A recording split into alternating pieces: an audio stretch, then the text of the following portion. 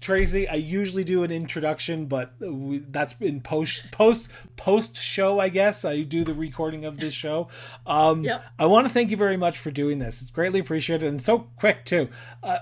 I'm just putting this out there right now. I have you on two screens right now. I have the Skype going on one and the recording just to check the audios.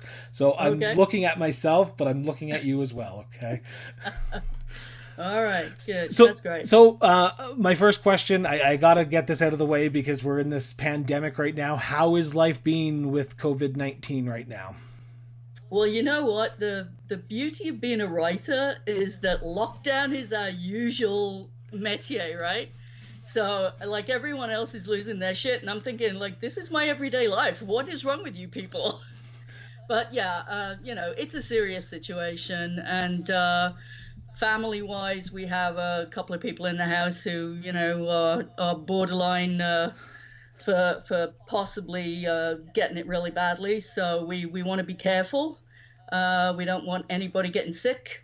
I have a horrible suspicion that the house may have been sick over New Year with it, but it's not proven. So, Okay. and I know you've had a bout with it too. So Yeah. it's pretty nasty stuff, and people need to be careful. I wouldn't wish it upon my worst enemy, and No. like I'm glad that you're keeping safe and you're practicing the social distancing, physical Oh distancing yeah. as much as you can in a small rural community like Orno. But Yep. it's glad I'm glad to hear that you're doing okay. Thanks. My usually the first question I ask, but now it's the second question because of COVID, is where does your passion for writing come from? I've always had it, I guess. I mean, as a kid, I at school I used to write little kind of almost comic books about the teachers and some of our some of our school friends and stuff, and we would have weird adventures in these things. And so I just used to kind of handwrite them and draw the little pictures and hand them around the class, and people seemed to like them. They were fun, they were funny, and you kind of get a taste for that when you're younger. You realize that what people really do love stories, and that's never really gone away for me. So, what was your writing fostered as a child? Did your mother and father encourage you? No, Okay. no, no, no, no. No, it was, I mean, there were always loads of books in the house. Don't get me wrong. Reading was always encouraged. And I read voraciously and I read all kinds of stuff. But I mostly liked adventure stories. So, other kids would be reading, I don't know, kind of girly things, and I'd be reading like the Hardy Boys and stuff like that. And a lot of things that were probably not right for my age, but they were really good stories. And so I was always encouraged to read. But when we kind of when you don't know anybody who is a writer, and you say to your parents, and and you're a young kid growing up in the Midlands, I want to be a writer, and they just kind of look at you like you're crazy, as though you want to be an astronaut or something. And so no, it wasn't really encouraged in that way. But they did encourage reading, and I think if you're going to be a writer, you absolutely have to read. And so inadvertently, I think they did actually give me quite a lot of encouragement along the way. So, what were some of those books that you would be? You talked about Hardy Boys, but what other books and what other authors were you gravitating towards as a young girl in England or the Midlands, as you said? Yeah. Well, I always had a passion for history. So I used to read a lot of historical adventures. And obviously, growing up in the UK, you cannot avoid Arthur Conan Doyle and Sherlock Holmes, right? So, Can't even. like the omnibus edition of that was a must in our house. And so, I mean, as I kind of got a little bit older, I gravitated more towards mysteries that were written by the Golden Age mystery writers. So, Agatha Christie, of course. I mean, who doesn't like Poirot and Miss Marple? And Marjorie Allingham, who had a character called Campion, who is set in the 1920s and very of his time, but great, great stories. And Nio Marsh, all those kind of writers, Dorothy L. Sayers. So I kind of devoured those really. And then as I got older still, I fell across Bernard Cornwell, who, if anybody knows the Sharp TV series, um, I'm trying to think who the actor was. I think Sean Bean played the character of Sharp. But basically, the story of Sharp is he's a guy who is in the Napoleonic army of Britain in the 1700s. And so it's all the campaigns that he goes on. But of course, there are adventures and a little bit of romance and some intrigue and all that kind of stuff. And those things were just amazing. In the UK, we have a term, ripping yarns. And they were ripping yarns. It just means it's really riveting stuff. You got to turn the page. You get to the end of it and you go, wow, that was an adventure. And so those were the kind of things that I gravitated towards always. Do you still gravitate towards those now? Yeah, I do. I got to be honest. I mean, I went through a phase where I read a lot of biographies and autobiographies. And biographies, by and large, are probably reliable. But I keep a diary, okay? I've kept a diary, I don't know, probably 30 years now.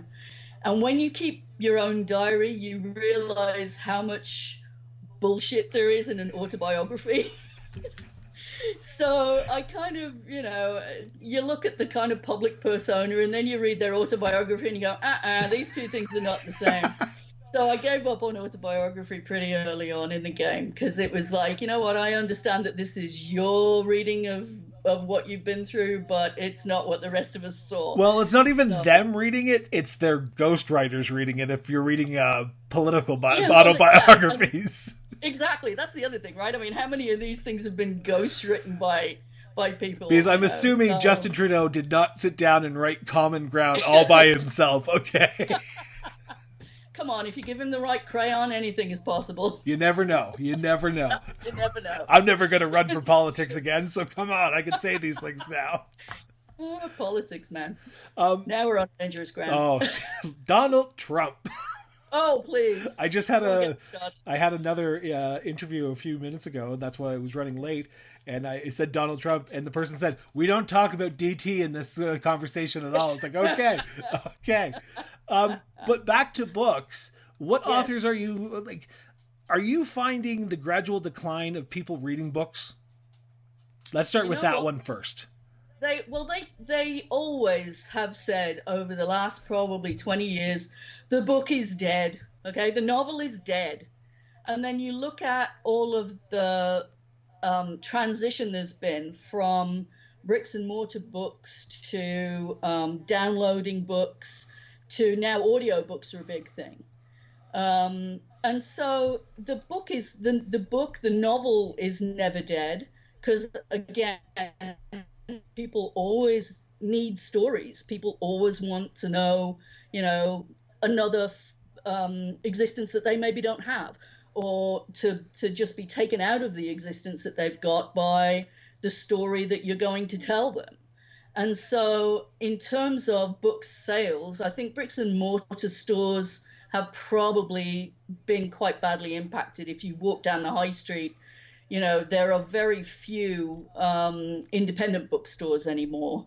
Because places like, it used to be called Chapters when it started, but it's called Indigo now, I think, in Canada.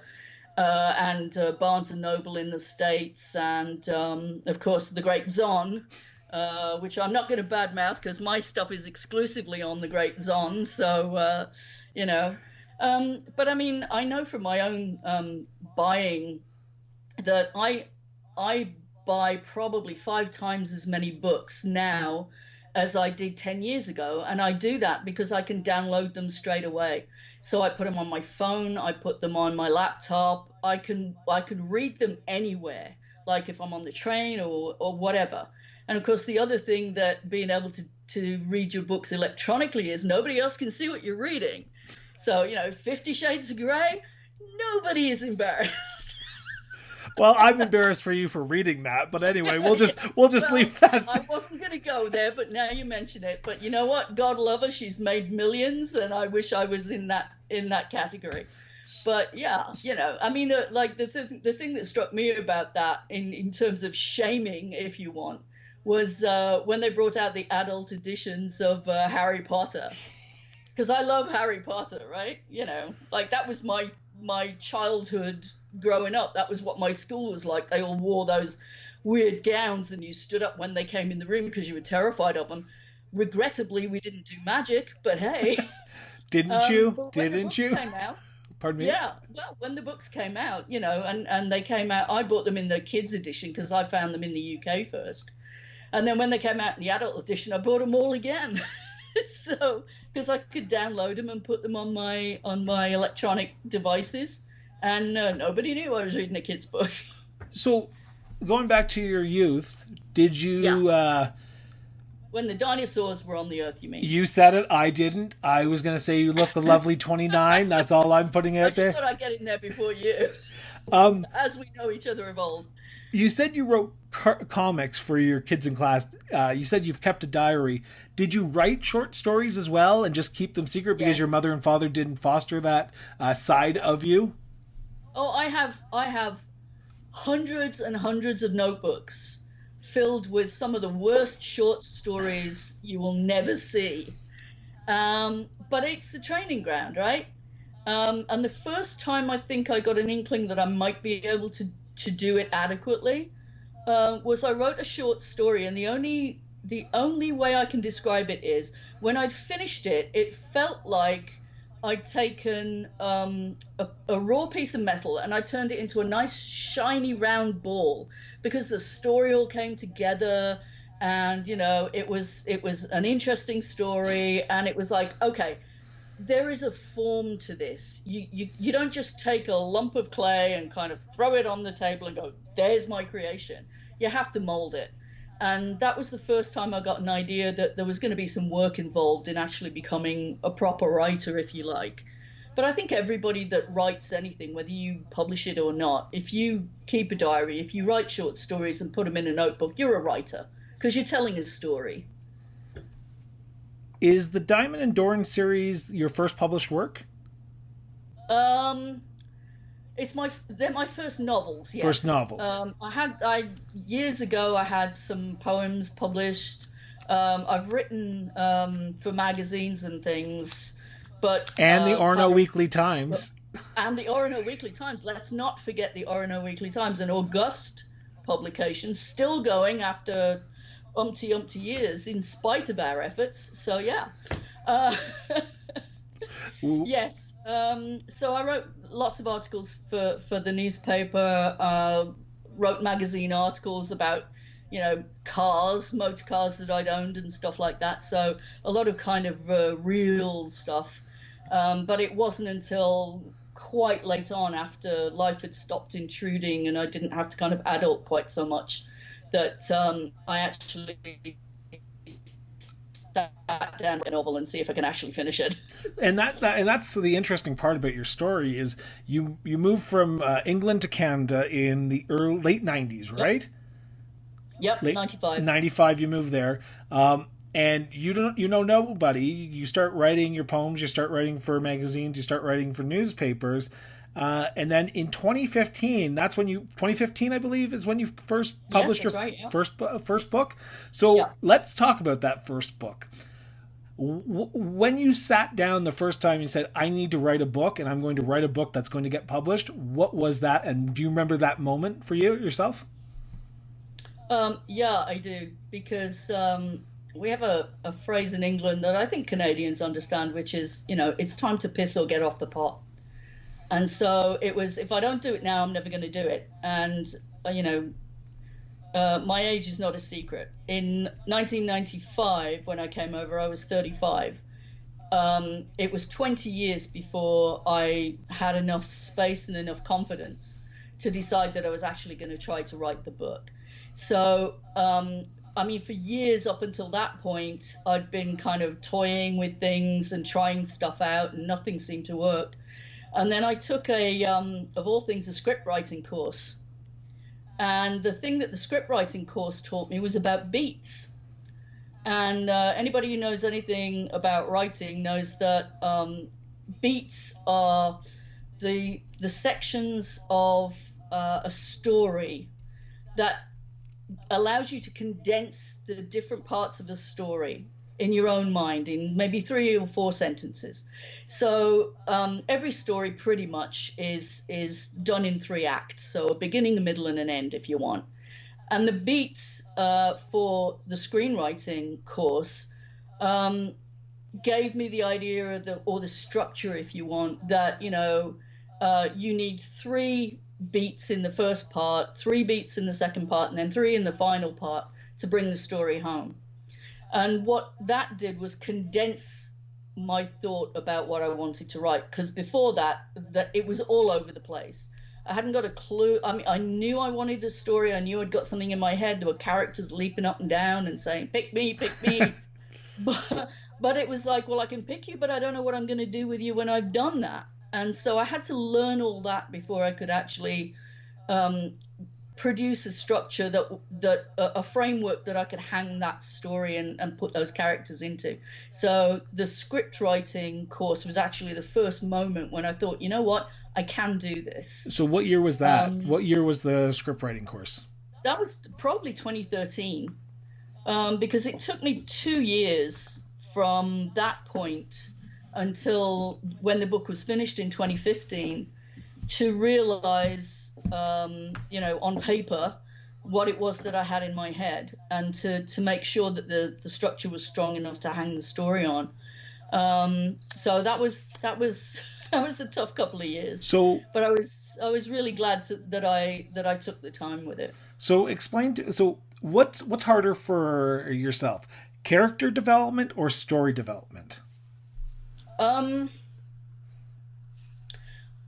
The characters generally come really easily, because that's usually where I start. I know it sounds weird, but I most writers have a lot of things going on in the background.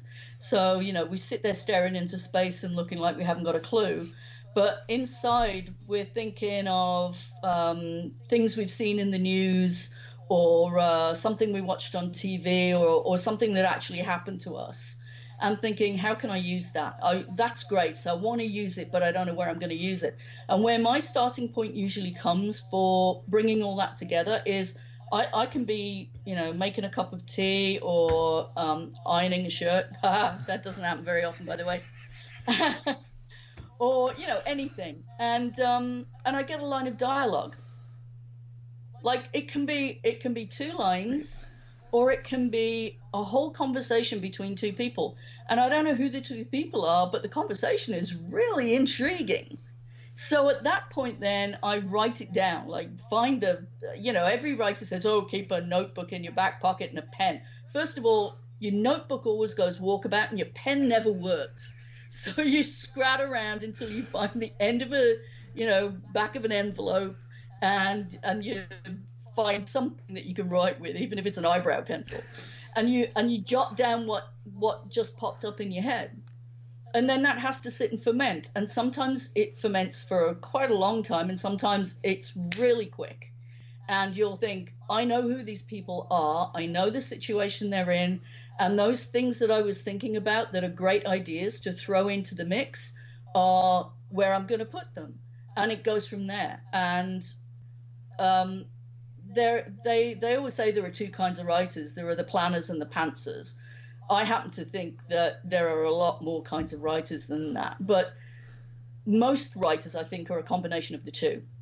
So you'll get your inspiration, and that's the kind of pantsing part of it. And then your planning part of it is, okay, so, I know what I want them to be doing. I know where I'm starting from. I've got a reasonable idea of where they're going, and let's set them off running. And that's the pantsing part of it, because you can plan to put your characters wherever you like, and they will go wherever the hell they want.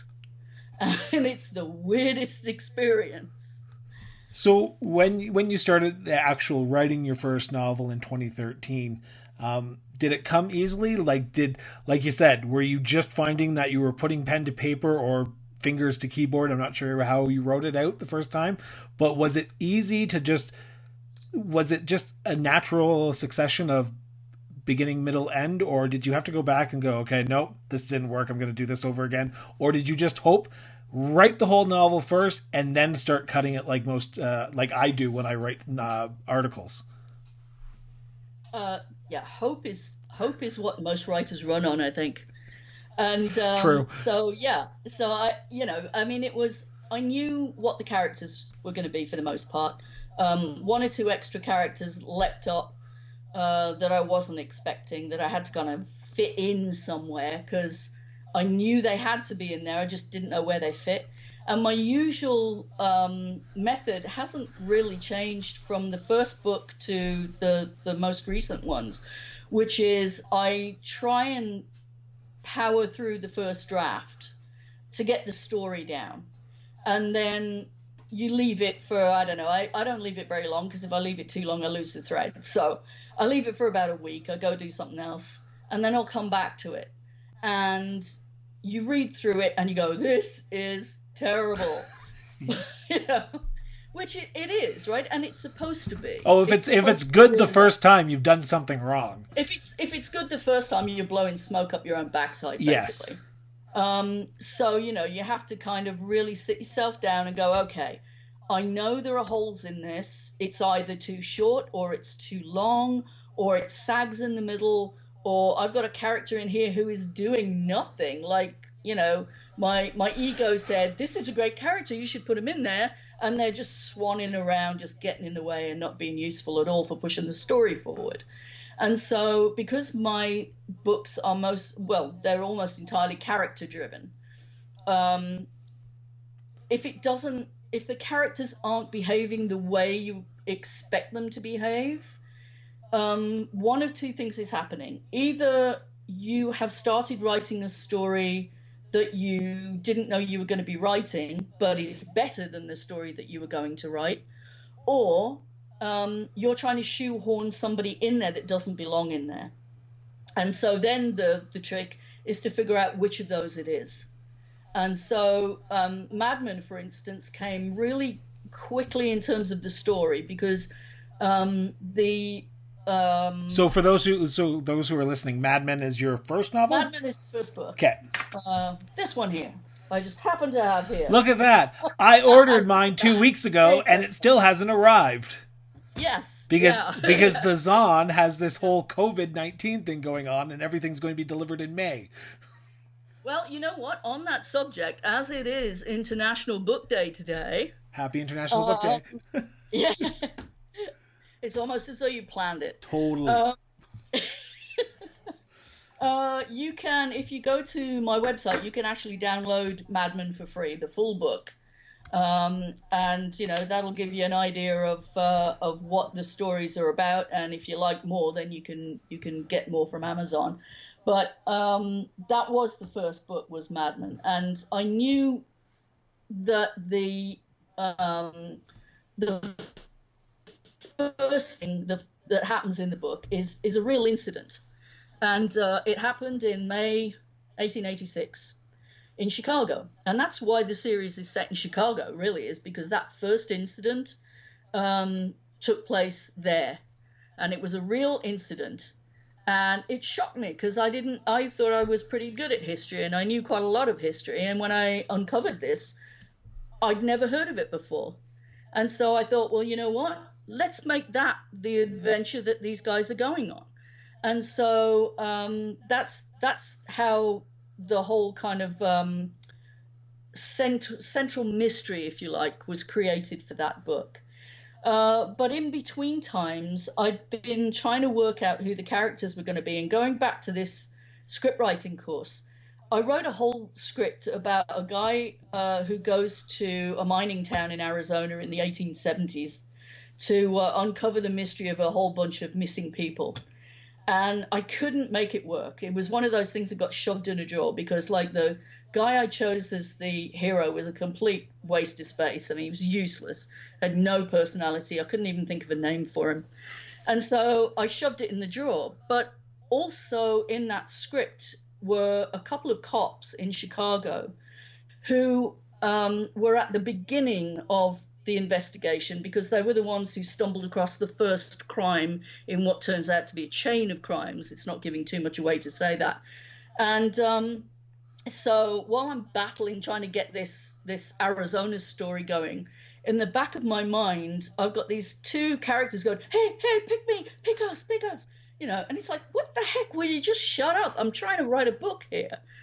And I after I kind of looked at it, and I thought, you know what, forget it. What have I got to lose? I'll go with these two guys and see where they take me. And they were Diamond and Doran. And I could picture Diamond really clearly in physical terms, but I hadn't got a clue what kind of person he was really. And Doran, I could picture physically really well, and I knew pretty much everything about that guy from the get-go. And so it was like, okay, so I know what Doran is like. I have an idea of physicality of Diamond. How can I make these two guys like clash? Because that's got to be the initial kind of introduction. So long story short, I gave them every kind of conflict they could have. So Doran is an old Irish guy who's 20 years on the force. He is jaded to all hell. He's got 5 unmarried daughters, and he's a widower, okay? He is just like, he's... Threw everything in the kitchen sink at him, didn't you? Yeah, I did. I threw the whole 9 yards at him.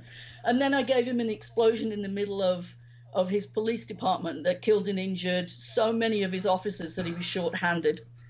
So it's like, okay. And then into this scene walks this scrawny, red-haired English dude who has been in the British Army. He was born in Toronto and had a rough upbringing, and ran away to join the British Army at 12.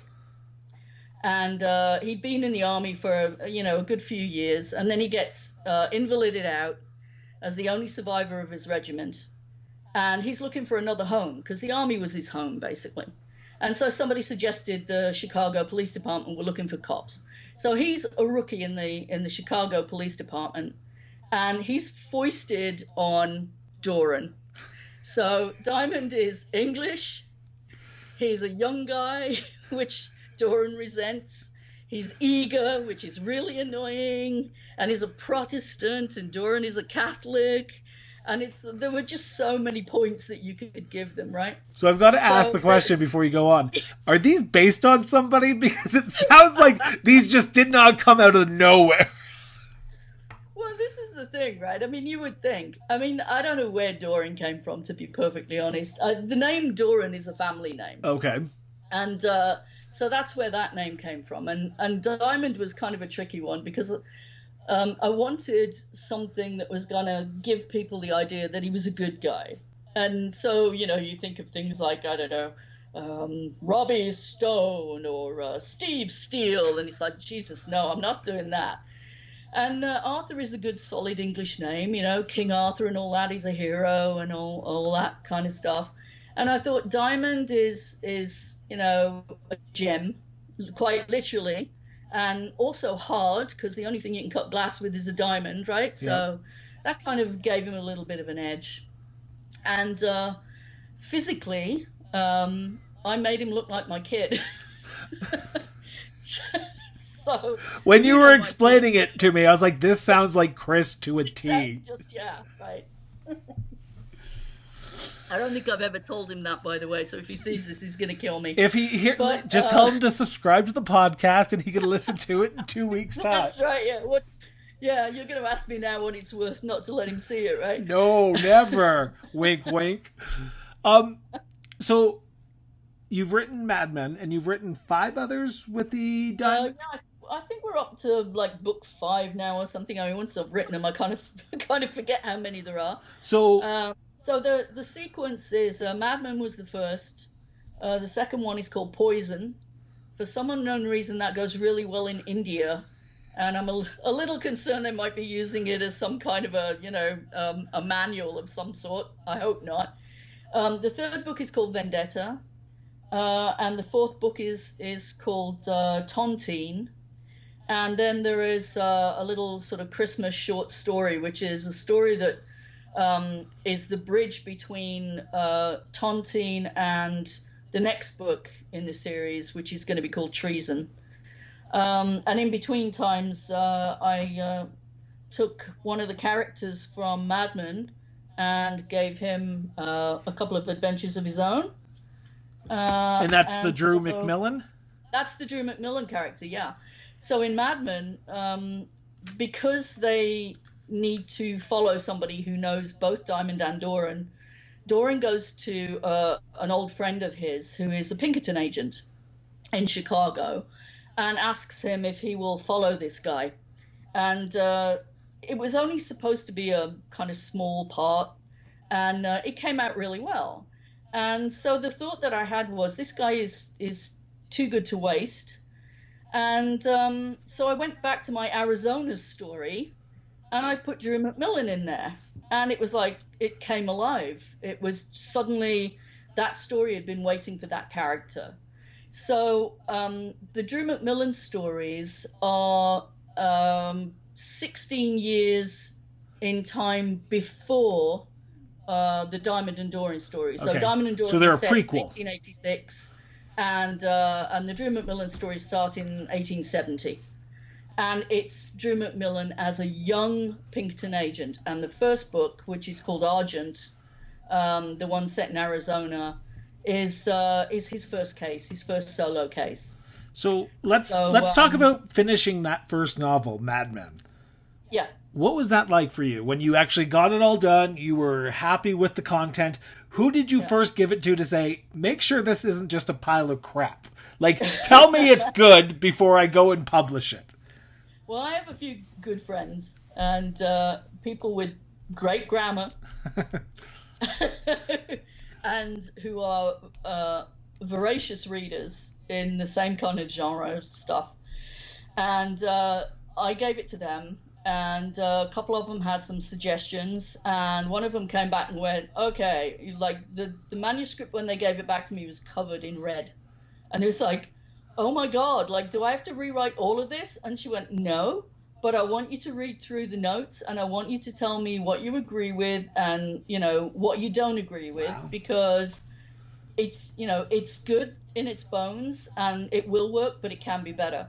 And so she was invaluable to me, and I use her a lot for all the subsequent books, because she doesn't just go through and, like, you know, take out the too many commas that I always put in, or correct the spelling, or you know, some of the grammar that's in there, although grammar has never been my strong suit in books.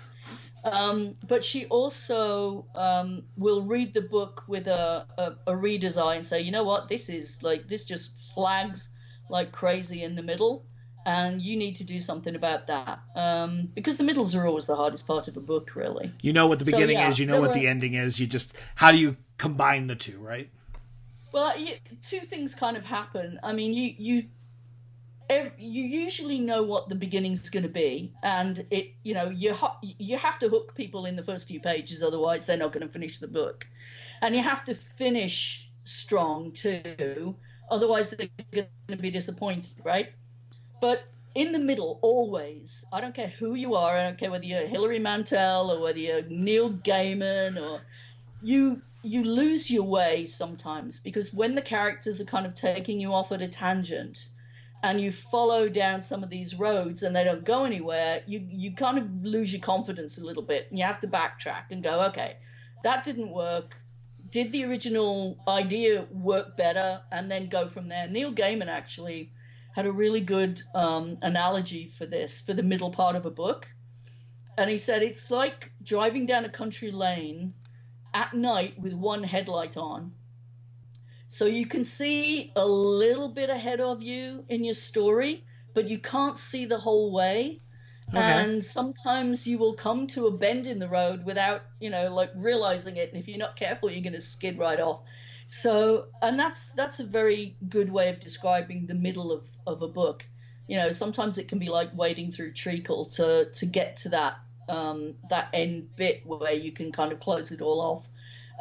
So having somebody who's discerning enough to be able to read it and say, nope, that is too slow, or there's not enough detail, or all these details in your head, but you haven't put it on the page. so it's confusing, is really useful. Did you give it to your husband and your son? No, I don't let them read anything I write. Have they read it? No, I don't think so. Wow, wow. I don't Family think so. love there, Tracy. Well, Family. I mean, Simon, my husband's not much of a reader. Okay. Okay, I don't think he's read a book since university. In fairness, and my son writes his own stuff, so he's not, and he's in a completely different genre to me. Okay. So I mean, I have given him passages to read and said, this really sucks and I can't figure out why, and he will look at it and go, it's this, this, and this. So he does see parts, but he never usually sees the whole thing. So you get that manuscript back from your friends who have gone over it with a fine tooth. Destroyed it. Your words, not mine. Yeah, but they always give constructive notes, which is the main thing, right? Yeah. So they give you back that manuscript for the first time. You go back and you look it over. You make all the edits that you want to.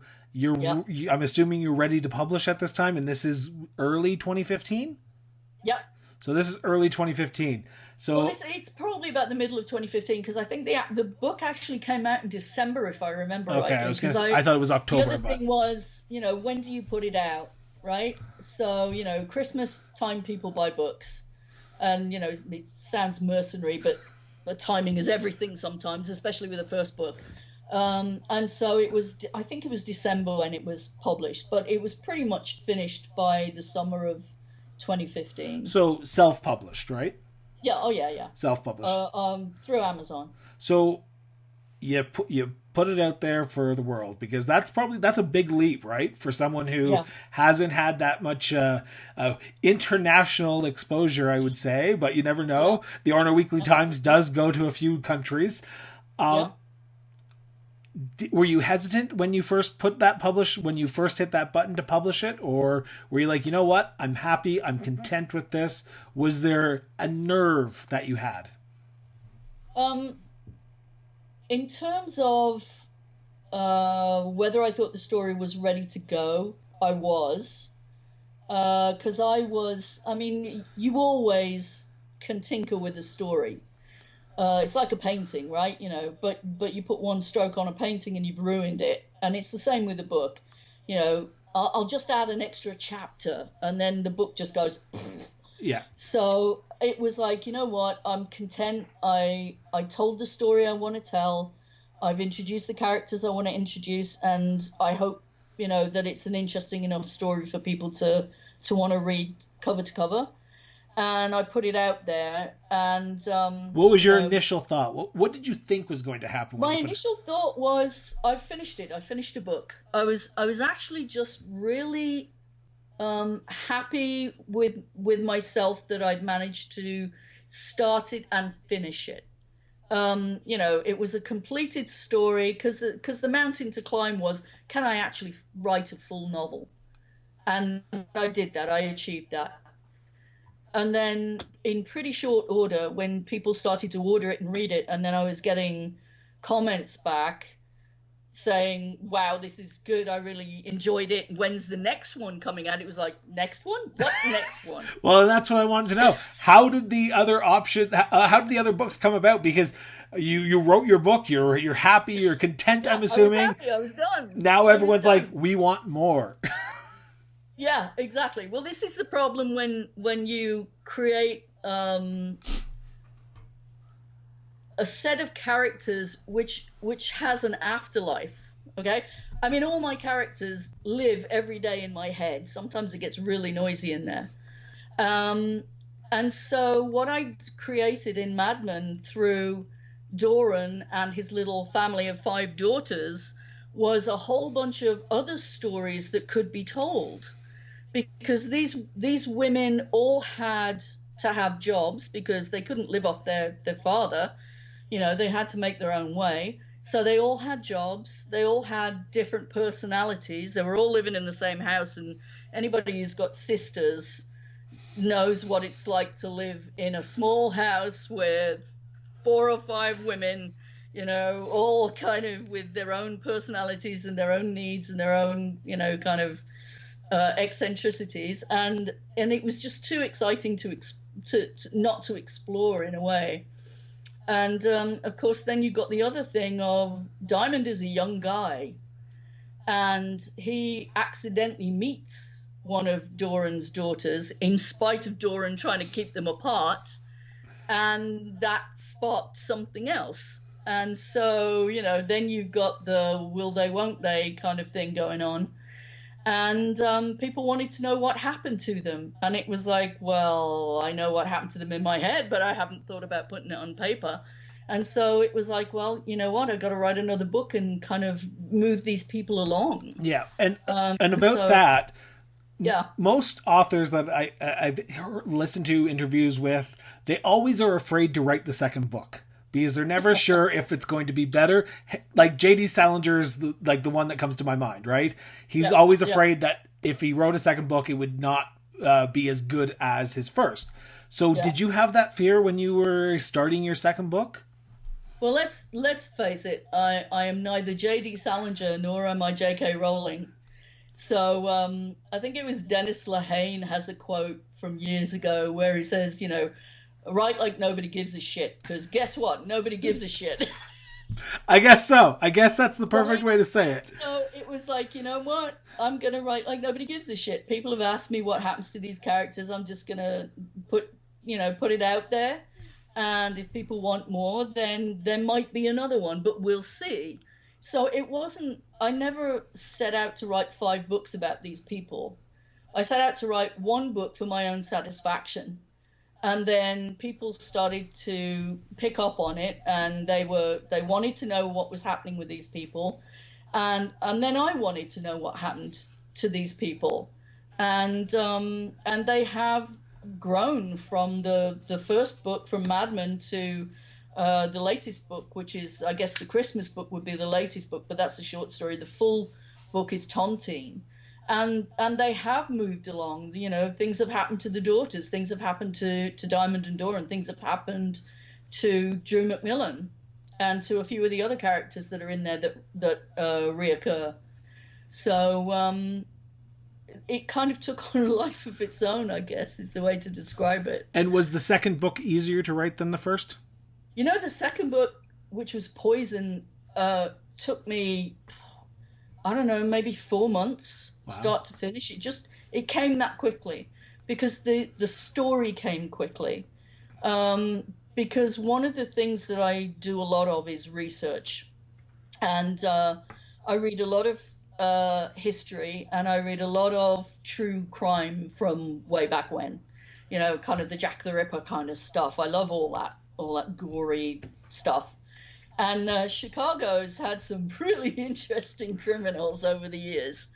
And so with a little bit of tweaking, you can take a little bit of one and a little bit of another, and you can create a whole different kind of, criminal brain. And in Poison, that character came really quickly. The victims came really quickly. And then the whole story just kind of took off. And so it was very quick to write from start to finish. So yeah, but then the third book was like pulling teeth. And the third book, you knew you wanted to write a third book, or was it more of a, there's still a story that I can tell? Yeah, I mean, in Vendetta, there was more of Diamond's story to tell, because through the first 3 books, we explore the backstories. And Diamond's backstory is actually pretty interesting. And so it gave me the opportunity to explore his backstory in the third book. I did a little bit in the second book too, but by Vendetta, I actively wanted to uncover more of his past and to kind of give that to the reader, because it kind of fills out his character more. And explains a lot of his attitudes and the way he works, so that it doesn't seem like such a mystery when he's doing particular things at any one time. So by the time I was doing the third book. By the time I was doing Vendetta, it was a very deliberate, yeah, we're going to do this. And then when I wrote Tontine, it was just such a really good story that I wanted to like get it out there because it was juicy, So if you can put it that way. do you find it odd people like whenever I wrote things, especially in newspapers, when I was on the radio, when I was in television, I always found it odd for people to want to listen to my stuff or read my stuff. How do you feel about all the good comments you get from people? Does it drive you to want to write more, or does it irk you a bit? Because it irked me when I ever heard like, oh, I like that story, or I was like, okay, what do you like? What's your alternative motive here? Because I feel like you're gonna like slap me or stab me in the back as I turn around. So do you find the good comments that you get from the books reassuring that you're doing something that is helping some people or making a difference in some people's lives? Well, it's classic writer's paranoia, isn't it, really? Um, I mean, I've been very lucky. A lot of writers experience this thing where they'll get 100 people who say, "Oh, that was fabulous," and then they get one really, really shitty review, and they can't shake it off. And I think I've only had one that was kind of mildly, I don't know. I can't remember what they said even, but they kind of got themselves lost in the fact that there are quite a lot of characters in my book, and I think I am guilty of that a little bit, of doing the Dickensian thing and like putting probably 10 more characters in there than anybody can cope with at any one time. But I do kill some of them off, so the numbers do decrease as you as you go through. But yeah, I mean the thing that I encountered that shocked me more than anything was once people started to notice the books, then you've got to do the marketing thing, right? Because people come and say, well, where can we get them? And it's like, well, just log on to Amazon and they're right there. And it's like, no, you got to give people more than that. So I had a website created for me by a very good friend of ours, Okay. Roxanne Johnston, Yep. an excellent graphic designer, by the way. If you need a website at any time, and Roxy did me an absolutely bitchin' website, and we put all the books on there, and the freebie is on there too. Madman, shameless plug. And people could leave comments on there, and uh, great review notices and things on there. And once that stuff starts coming in, it's kind of a little bit of a double-edged sword in some ways, because you start to think to yourself, well, what would the readers like me to write? And that's a mistake, right? Once you start thinking, well, I have to please the readers, um, you can mess with your process, and you can mess with your characters in a way that actually damages them. So, from my perspective, I love to have comments from people, and people do send me comments. I have a newsletter, and I send it out every month, and people respond to the newsletter, and they'll say, I read whichever book it was, and it was really, really good, and I gave it to a friend, and they really enjoyed it. Or I mean, in one of the books, one of the topics that I deal with was childbirth, and that seems like a weird topic to deal with in a mystery novel, but it did have a purpose. And a couple of people wrote to me and said, you know what, like, I never knew that this was, the way it used to be, and how hard it would be, and all of that stuff. And it's kind of the idea that I was sort of showing people something that they never knew before was almost as exciting as the fact that they really enjoyed the read, because it was like, oh, okay, cool. So people are happy to learn new things. And so if I can, put a little bit of that in a book and not tick people off, then that's great. Yeah. Because you have to be really careful with that stuff. I mean, I can research down that rabbit hole, as for months on end, and want to stuff it all in the book. And you don't want to do that, because people are just going to like fall asleep. because what I find fascinating is not necessarily fascinating to other people. But when you get people who contact you and say, that was really fascinating, it's like, yes, Yes, I did it properly. yeah, So, did the job. do you write? How am I going to word this properly?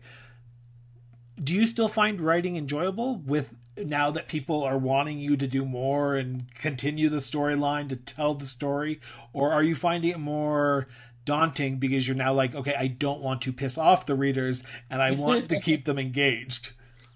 It's not piss off so much as disappoint. Yeah. And yes, there is that pressure there that wasn't there at the beginning, because now you kind of created characters that people have become attached to. And so, I mean, I understand that. I mean, my books are kind of a cross between, I don't know, to give people a quick kind of reference. They're a cross between Murdoch Mysteries and Blue Bloods.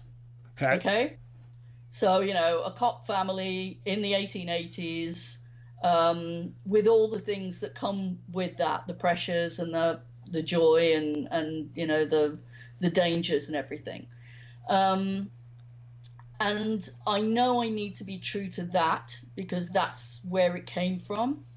And I have to be very careful, as I say, not to kind of think, well, what would the public like to read? Because the people who don't want to read what comes next in the story are not going to stick with you anyway. And the people who love these characters, I mean, they'll let you know. I actually killed one off, and I was terrified I was going to get a whole bunch of hate mail. And, people were going to say, how could you do that? I got one person who went, I'm really sad because you killed that character off. And it's like, oh, they were sad. That means they were attached to them. That's great. And I did apologize to them and said, I'm sorry, but, in the service of the story, it was necessary. I'm just saying, J.K. Rowling never apologized for killing Dumbledore, so... I was going to say, she has no compunction about killing all these people we love, so, Julian, Downton Abbey? Yep. Well, the guy who created Downton Abbey is Julian Fellows, Sir Julian or Lord Julian or whatever the hell he is. And somebody asked him about Downton and what his kind of method was. And he said, you can never put too many weddings or too many funerals in it. And it's like, you know what? There's something in that. Because we all love a wedding and we're all very sad at a funeral and it's life, right? I mean, the whole thing of telling the stories. The worst piece of advice I ever got was when I was quite young. I think I was probably about 15 or 16. And I was talking to somebody who I quite revered. They weren't famous or anything, but they'd written stuff. And I said, so, what do I need to know to be a writer? Write what you know. That is the worst advice ever to give a young person. Why is that? Well, because I misinterpreted it, right? And I think a lot of people misinterpret it. And it's the thought as a 15-year-old is, well, what the hell do I know? I've had no life. I don't know anything. But what I think they meant, and the way that I would couch it if I was talking to a young person now who wants to write, is what you know is things like how you feel and how you react to real life and how situations that you find yourself in create the person that you're going to be because you have to overcome those things. And that's what write what you know means. And so anything else you can find out. Like, I mean, I didn't know how cops behaved in the 1880s in Chicago, so I had to find out. Yeah. So, write what you want to find out, by all means. But writing what you know is being a human being, is being, a real person in real situations and how that feels, because your characters are real people in real situations. They may be, in novels, but they're still supposedly real enough to you and to the people who are going to read for that to be true. So, heading into the end of the interview here, what have you learned about yourself in the last 5 years since starting writing these books? I'm a horrible procrastinator. Really? Yes. Yes, I'm a shockingly bad procrastinator. Why would you say that? Well, I mean, my writing process is kind of all over the place in some ways because I get, as I've explained, I get dialogue and I get character names and I get situations, and it takes me a while to get those all into a neat kind of deck of cards, if you like, rather than a horrible jumble. Um, but the actual physicality of writing for me, I cannot sit with my backside in a chair in front of my laptop and type out my novel. I can't do it because the juices just turn off because I'm so um, uh, phobic about the technology that I'm constantly worrying that I'm going to lose it all, or that, I've typed an app where I need a speech mark or whatever, and it just blows my mind. And I can't keep those two things together um, and be creative. So I have bursts of energy. I mean, I can go weeks and weeks and not write a thing, and then I will have 3 days where I can write pretty much 50% of a book, Wow. and I write longhand. So by the end of the 3 days, I'm physically exhausted. I've got cramp, and I've ruined every one of my fountain pens. So so then I have to go on a shopping spree and get more, right? But that's my excuse. But yeah, so I mean, in terms of learning about my process, I think what I've learned is that my ideas are pretty solid. So by the time I'm getting them down on paper, I know they're gonna work, but I also realize that I'm not the kind of person who can just, bang them out. I'm not a James Patterson. Although in fairness, James Patterson doesn't write his own books anymore, Or I understand. Stephen King. Or Stephen King, oh man, that guy, unbelievable. I He wish. sneezes and he I has a new wish. book for some reason. Yeah, I mean, he thinks it and it's on the page, right? And I'm not that way. I'm not built that way. So there's a level of frustration involved in it because of the way that I do write. But I know I'm going to get to the end of it eventually. And I also discovered, much to my dismay, that if I give myself an artificial deadline, then the week before the deadline is my most productive period. Oh, okay. So Understandable. yeah, so I mean, I can spend 5 months procrastinating and thinking I'm not doing anything, and then the deadline's kind of 10 days away, and it's like, okay, now you've got to actually do it, and I can do it, and that's good in some ways, but I just wish it wasn't quite so um, chaotic in that way. Um, so what's next? Well, What's you're writing next? the next book, from what I understand from your conversation so far. Yep. But is there a new avenue of books coming out? We've got the Diamond and Doran series. We've got the Drew McMillan series. Is there a potential third series coming out, or are There you? is. There is Oh, indeed. look at that! I don't even. You hit on that. I don't know where you get your information from, but that it's great. You're really on the ball there. Yeah. So Is it still? before the end of this year, Yep. there should be a new Diamond and Doran out. So that book will be called Treason. I'm aiming towards Christmas. I suspect they're all going to collide in the Christmas period. There is a second Drew McMillan book called New Orleans, because that's the city he's going to be in. So we may have a little magic involved in that. We'll see. And then the third series is one that I've been working on for most of the year, which is set in England in the 1920s and 30s. And the series is called The Grace and Favor Mysteries. So no guesses, no prizes for guessing what the sleuths are called.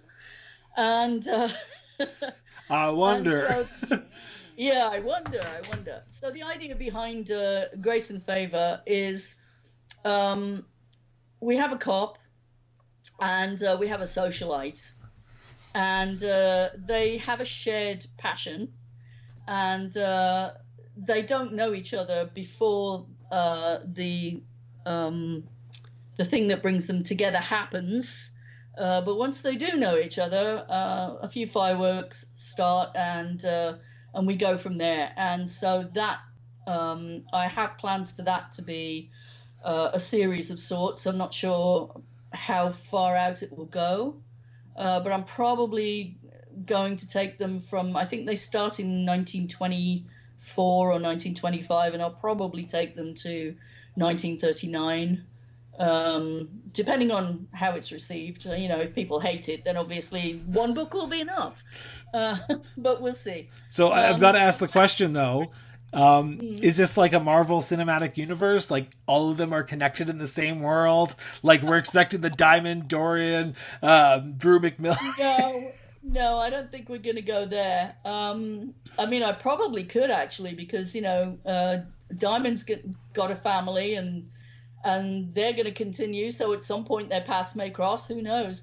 All things. I want a co-authorship on that. I'm just putting that out there. I want a co-authorship. Yeah. Okay. Yeah. Right. Yeah. I'll give you a co-credit. How's that? In the footnotes on the last page. Tiny little letters. Yeah. Oh, well, my last question is, where can people buy the book? So we talked about the website. What is the website, just in case people want to know? Okay. So the website is really hard to remember. It's www.tracytonkinson, and Tonkinson with an N, .com. .com, not .ca. Okay.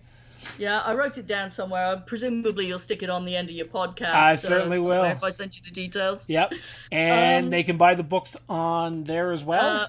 They can get to Amazon via my website. If you click on the book covers, it will take you directly to the site, or you can just, wherever you live, whether you're in India or Brazil or Japan or Europe or UK, Canada or the US, you can go to your Amazon site of choice. If you want to download the books, go to Kindle, the Kindle bookstore, and type in my name, and the books will pop up. And if you want paperbacks, because they're available in paperback too, just go to the books section at Amazon, and you can order the books. I'm not sure what the situation is with printing them right now, because they print on demand to save the trees. Yeah, like I said, I ordered your books 2 weeks ago, and yeah, you probably won't see those. They're probably busy shipping N95 masks right now, so you may have a long wait on those. But you can download them right away through the Kindle store, and that's how I'm getting most of my books right now. I need the physical thing on my hand. I can't. You know what? I still love physical books too, and one of the things that I did do, because a lot of people said to me, well, especially with COVID right now and the lockdown, people were saying, well, I don't just want like one book. It's not worth my while to go get one book. And I said, well, I've put the first 3 into one volume now. So, you can either have a brick delivered to your house, or you can download the 3 novels as one download on the Amazon site. So if people want to kind of, get a feel for the whole thing right off the bat, then you can go to the sort of collection of the first 3 books that way. Awesome. And the same with Drew Mack. They're available on the same site. They're on the same page. Awesome. Well, Tracy, thank you very much for this. I'm really looking forward to them. COVID and all that fun stuff. Yay. But thank you very much for this. Greatly appreciate it. This will be airing in about 2 weeks' time, so next Saturday. Yep. So look forward. I'll tag you in Instagram and Facebook and all that cool stuff, Twitter and all that. All the cool kids are doing Twitter these days. Remember when somebody put me on WhatsApp and I haven't got a clue what to do with it. I don't even know what that is. I know I'm on Insta and Facebook and got a website and stuff, and I'm just about technophobed out with those right now. So anything else, I'm a dinosaur for. I think our former editor of the paper had it right. Social media is the downfall.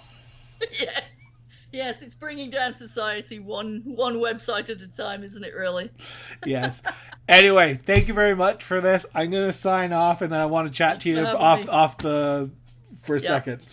This was fun.